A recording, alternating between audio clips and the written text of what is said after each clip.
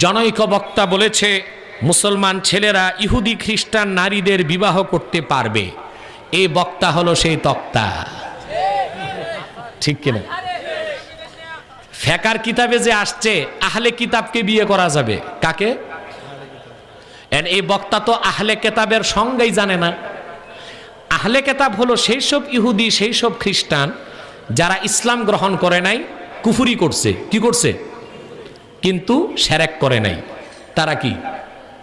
কথা বলে না। আহলে কিতাব। আপনি ওই সব আহলে কিতাবের মেয়েদের বিয়ে করতে পারবেন, কিন্তু সারা দুনিয়ায় খুঁজে একজন ইহুদি খ্রিস্টান পাবেন না যে এখন আহলে কিতাব আছে। প্রত্যেকে মুশরিক হয়ে গেছে। খ্রিস্টানরা যিশু খ্রিস্টের মূর্তি বানায় সাজদা করতেছে, আর ইহুদিরা হযরত উজাইরের মূর্তি বানায় সাজদা করতেছে।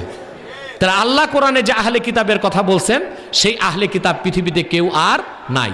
সবাই কাফের, সবাই মুশরিক। এই জন্য এখন তাদের মেয়েকে বিয়ে করা বা আমাদের মুসলমান মেয়ে তাদের ছেলের কাছে বিয়ে হওয়ার কোনো সুযোগ নাই। এই বক্তা তো হইল হাইব্রিড বক্তা।